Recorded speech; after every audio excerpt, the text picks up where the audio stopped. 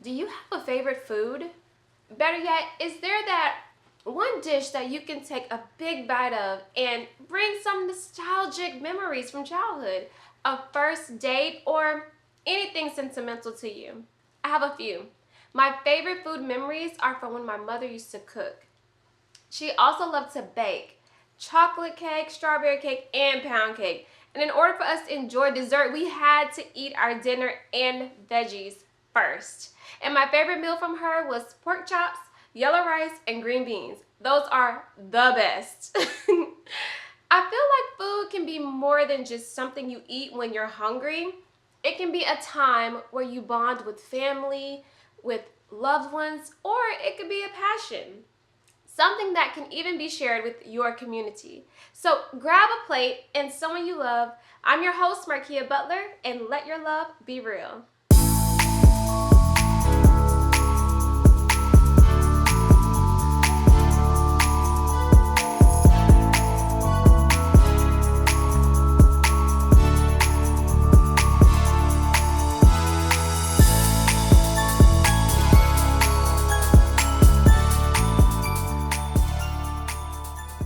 Our guest for today is Chef K.C. Cardwell, who also is a performer and host of Taco Tuesdays. Not only does he cook for celebrities, but he also uses his skills and platform to give back and educate everyone about local resources.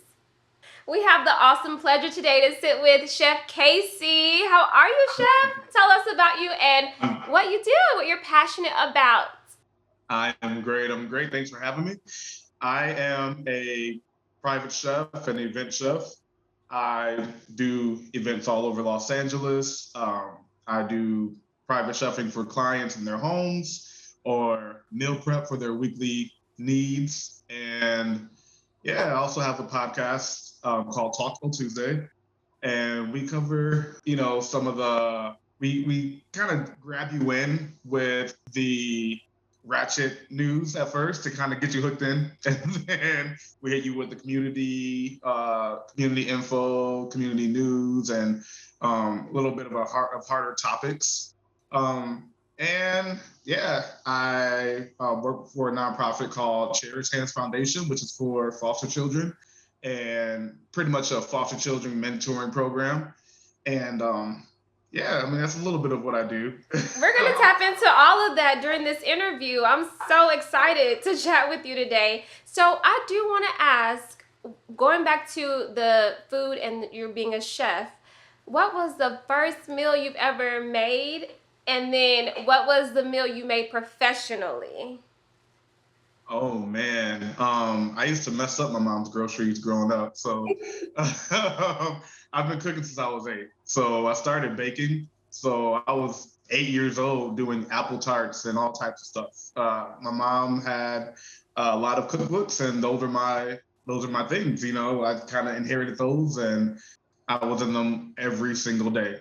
And my mom worked about 2 or 3 jobs at a time, so she was always gone. So it was up to my sisters and I to do the cooking, and I kind of picked up that mantle and took that upon myself, and it just became a passion. So since I was a kid, every birthday, every Christmas, I would get kitchen supplies, which to me seemed really dope at the time until I got older, realized they were just getting me things that they could benefit from. But getting a 10-year-old a deep fryer. But hey, it's whatever. It worked out in the end. So yeah, I would say just baking, like I said, apple tarts, making the dough from scratch.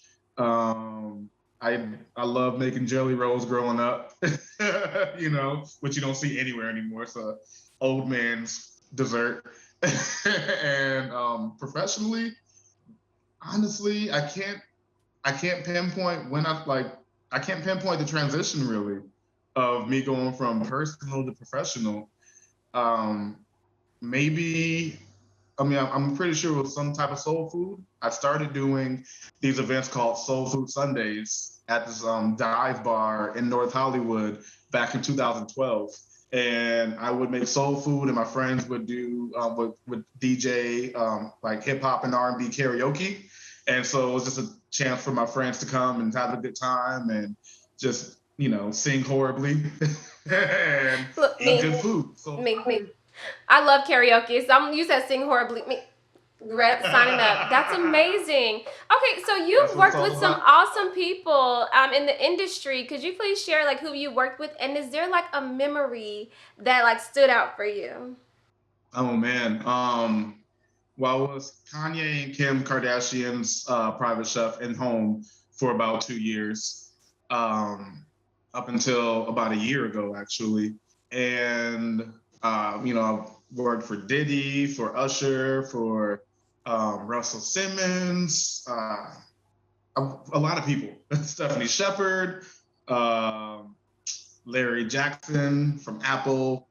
Um, yeah, I've been around. I've been around, and then they pushed me around to their friends, and even during the pandemic, I got a lot of work from people who they knew that had COVID and couldn't leave the house, and so I would do meal prep for them while they had COVID, and then they'll stick around afterwards or whatever. So yeah, I've been kind of passed around throughout the circles through word of mouth.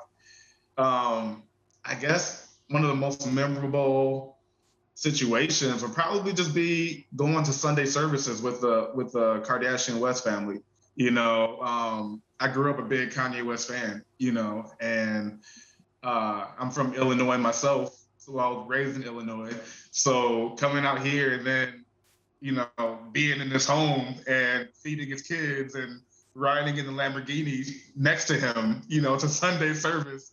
It was surreal. It was surreal. I'm I'm like over here speechless. I'm like, what? Like you know how many people would like, oh my gosh, that is so wonderful. And congratulations for Yeah. that. Like you pursued Thank your you. passion and look where it took you. And it's still taking you. Yeah. We're still going. We're still going. That is wow. Look, so what advice would you give youth who would like to pursue the career of being a professional chef? Just to get out there. Honestly, a lot of people go the social media chef wave, and they do really well with that in social media world, and get all the followers and the likes and all that, but it doesn't really transition to money or supporting your life. So I would say focus on the reality instead of the social media and really get your name out there. Let people see your personality. Let people let people promote yourself with yourself instead of focusing on this imaginary world, which is social media. Word of mouth has gotten me everywhere. I've gotten everything I've done is word of mouth. I have like 3,000 followers on Instagram, and I barely post on my page. So, yeah, just focus on reality. Okay, and so speaking of giving advice, this is just a little side note question for you. What Mhm. do you recommend the fellas cook for to impress someone on a date? What is that meal? Ooh. Well, let's stay away from chicken Alfredo. That's been done to death. Listen, we try but to inform the viewers. but honestly, it depends on the date, depends on your partner and what they like. In conversation, like honestly, I'll tell you the truth. I don't really cook a lot for people I'm dating, because like this is what I do for work. I'm not asking you to do my taxes every night, but um, but I do, on occasion, I would cook. But through conversation, I would find out what they like, what they don't, mainly what they don't like. You know, first off, find out what they don't like because that will weed out a lot of things. And there's nothing worse than you putting your heart and soul into a whole meal, slaving over a kitchen stove, and they're like, "Ooh, I don't eat this." So make sure you pay attention to what they don't like. And then get creative. I actually have a show that we're working on called The Morning After, and we take a meal that we make at night and flip it for breakfast. So make something that you can kind of twist into a breakfast meal and kind of, just in case the night goes well and she's there in the morning. I love that advice. Listen, not just fellas, ladies. Listen, this is awesome. Yeah. Okay, so switching gears here. So let's talk about Taco Tuesday. I did get a chance to watch the most recent one. It was really informative, very enlightening. So could you tell us a little bit how you got started with Taco Tuesday? Whew. All right. So we started in 2017. My co-host and I we were friends through a mutual friend, my friend Tree of Life, who's a recording artist and who actually is the you see, like if you look at my Instagram, I always have a Brilliance hat on. Brilliance. Every picture. Shout out to Brilliance. Yeah, so this is his world. Like we're all Brilliance crew. It stands for Brilliant Stage Driven, BSD, and so we're all like a squad of artists and digital artists and recording artists and all types of things. And so she was his manager for his music side, and so we would always see each other at events, at concerts, never sober. We knew each other for a couple years and never hung out with each other sober. And then she was throwing a women's empowerment event, and she asked me to cater it. So I catered it, and I'm standing in the back of the event with her husband, and I'm just watching her speak, and I'm like, wow, she's amazing. And I told her husband, I just throwing it out there, I said, man, she needs a podcast. And from me saying she needs a podcast, that somehow translated to him, to her, as K.C. wants to do a podcast. So she hit me up and she's like, hey, Kaj said that you want to do a podcast and this and that. And I'm like, no, I'll help you with yours though. So we met up at a taco spot in Inglewood, and it's no longer there through gentrification and all that stuff. But we met at the taco spot, and by the end of the conversation, she had convinced me to do the podcast with her. And since it was a Taco Tuesday, we named it Talk O Tuesday, and rolled with it there. And so we started legit with me just sitting there, us in a echoey room with my, talking into my cell phone, Sorry, let me turn the volume off. But talking into a cell phone. And if you go to the beginning, to our very first few episodes, the quality is horrible. But, we've leveled up. I've built a studio in my apartment, and by now, and, we have great equipment, and it's just been a glow up. So, but yeah, we had very, very humble beginnings. Congratulations. Talking from talk show to podcast, like having our humble beginnings. That is, we can relate here. Let Your Love Real talk show. I love that. Where do you see yourself with this talk show in 3 to 5 years? Is there something that you specifically want to do with your talk show? Well, within 3 to 4, we've transitioned to doing live events as well. So we started doing live events around the greater Los Angeles area in 2019. And so we will pick a different place every time, and we would do a live podcast show. And, we'll have our wireless mics, so we'll go to the audience. They're a part of the show as well.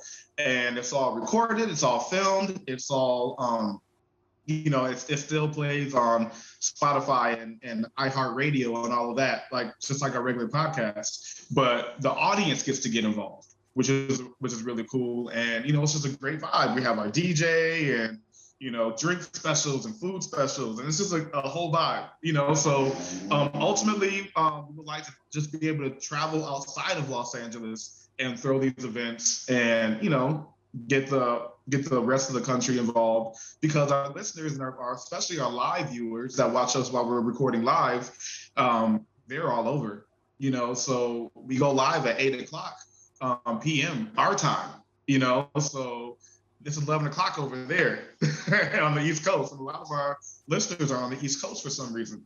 So they rock with us hardcore. So we want to be able to cater to them as well and do things on their time. do things in their cities and just bring it to them. Let them be I a part love of it. that. It's for the people. And I definitely got that Exactly. from you guys watching it. It was a beautiful show. And so we're Thank going you. to switch gears again and let's kind of chat about what you do for the community because I think that is so powerful what you've done in many youth's lives. So can you just talk a little bit more Mhm. about hashtag Lunchbag and the Oh foundation you yeah. have, Cherished Hands? Mm-hmm. The main thing is Cherish Hands Foundation, which we started in 2000 and I want to say 14. I could be wrong.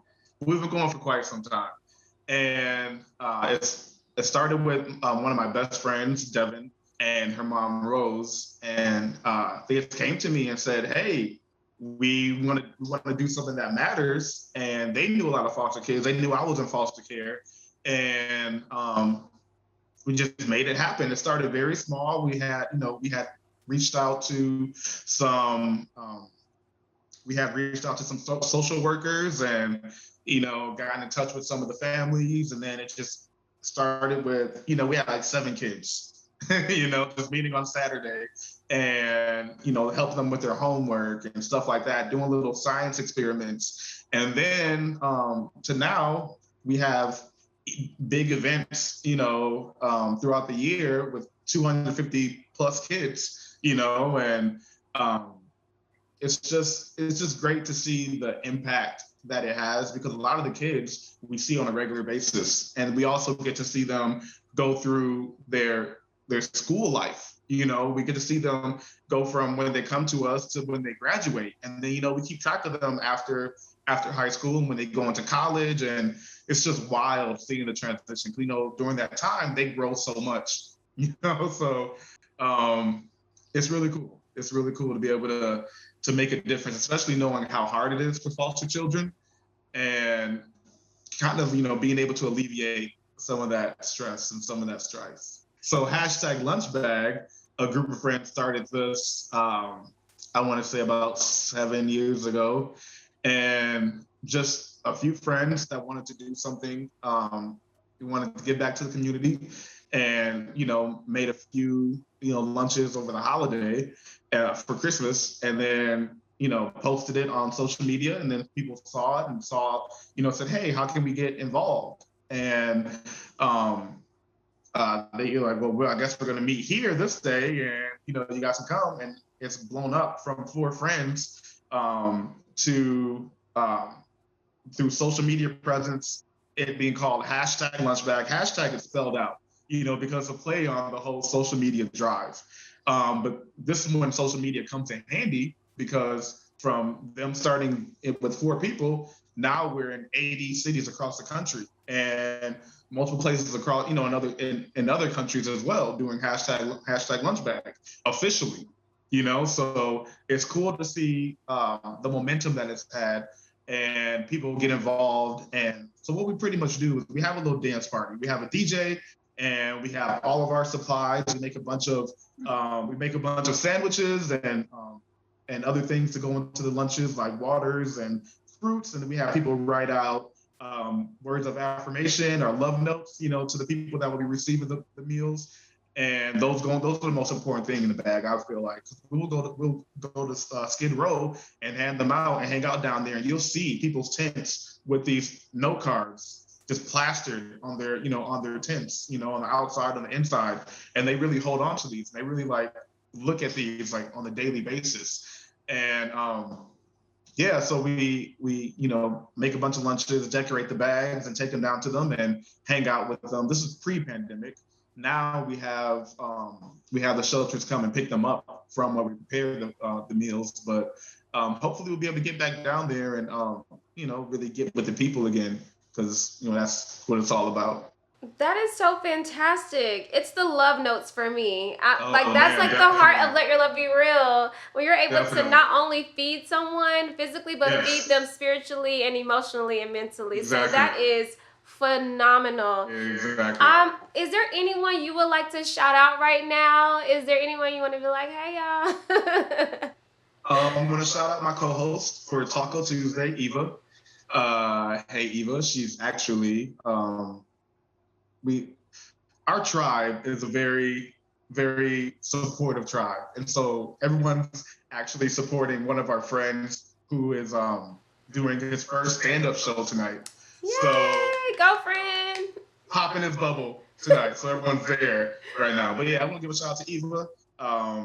This will air during our show. So we won't be able to watch it live. But Okay, so East Coast, we got love on East Coast too. So y'all gonna have to like, have one device and then the other device and just kind of watch both shows. Exactly. Yeah, my co-host, man, she holds me down. She holds me down. That's so wonderful. Well, and Devin, who created Cherished Hands Foundation. Yes. So, Chef, what is your social media? All right. Well, you can find me on Instagram at Chef K.C. Cardwell. That's Chef, the letter K, the letter C, Cardwell. And you can find Taco Tuesday at Talk, TALKO, Tuesday, 365 on Instagram. And then my business page, Kush Creations, is _KUSH, Creations, CREATIONS. And that is my medicated cuisine business. Thank you, Devin, for creating that for the world, because it's impacting a lot of people. So thank you so much. Well, I am Markia Butler, and this was Chef K.C. Cardwell. Thank you so much for joining us on Let Your Love Be Real Talk Show. Have a great day. Thank you. I've definitely learned a lot from talking to Chef K.C. Cardwell. I hope you did too. When you think chef, you think about a restaurant or someone cooking in general, but this was definitely shown as the chefs do not fit in one box. They can do many things that will not only fill your stomach, but also your heart. And if you would like to learn more about the difference that is being made by today's guest, please go ahead and follow him on Instagram at Chef K.C. Cardwell. We want to highlight you, your gift and talent. We have a platform, and if we are not helping someone else, then what are we doing? Today, our artist feature is Matthew Evans. Take a look. What's up, y'all? It's me, Matthew Evans, and I'm extremely excited to be your feature artist of the week. When and why did I begin singing? I began singing around the age of 5, and the reason is fairly simple. I always looked up to my older brother. He was the singer of the family. He was also 8 years older than me. So whatever he would do, I would want to do. So when people would gas him up while he was singing, I would want to sing, and I would want people to gas me up as well. Not everybody gassed me up, but all those old ladies back at church did, and they always gave me $1 every now and then, a little encouragement money. So that definitely made me feel good, and it made me want to go and pursue my dreams even more. One thing I love most about my music is not just the fact that it's great music, but it's the fact that it's an experience. Something that I like to do, I like to go out into public, and I'll find random people that's sitting around, or whoever's at Starbucks, or whatever the case is, and I will go up to them and I would sing to them. Why? Because we all go through hardships. Like, we go through setbacks, trials, tribulations, all of those things. But when I sing, I want you to forget about those things. And in those moments when I'm singing to you, or while you're listening to my music, I want you to know that everything is going to be all right. So that's why I would do that. I like to encourage people, which is the reason why I wrote this song entitled Dreams to Reality. Dreams to Reality is simply for the dreamers out there, or you as a person, just to let you know and to encourage you to go out there and make your dreams a reality. So, the next video you will see immediately after this one, it's a video by yours truly entitled Dreams to Reality. Let's take a look. Benji Fields was popping, popping, popping.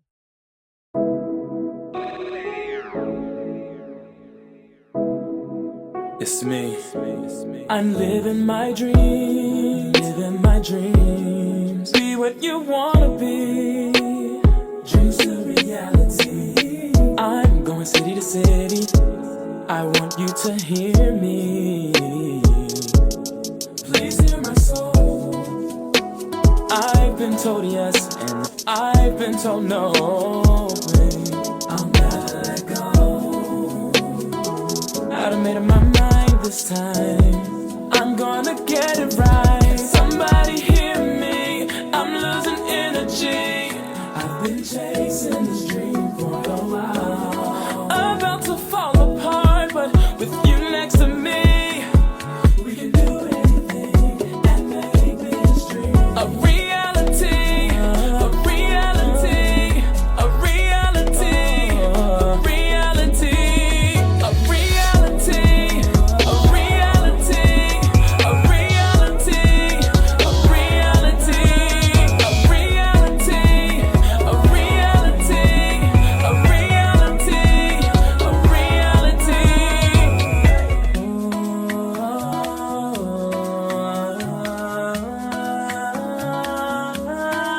Verse 2. The sky is the limit to what I can have and what I can do. I'm thinking of the others. I'm always dreaming, don't wake me up. I've been dreaming my reality. 'Cause I want it. Do you want it?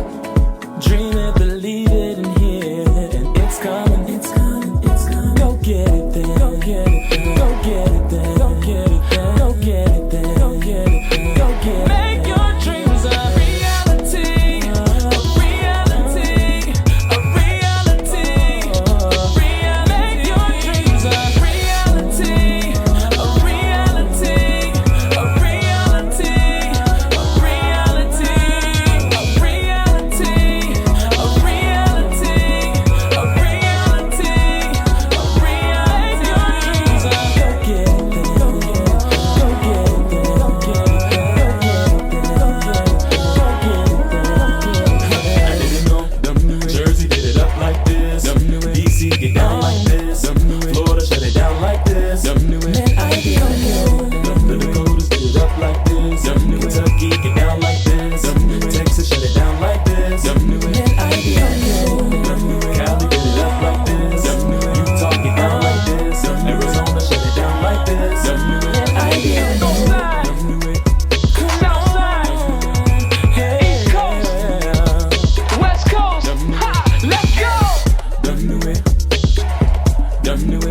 Someone believe in me.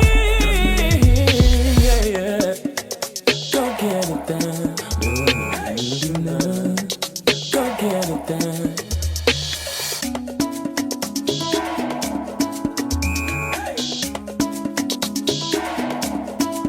Let's go.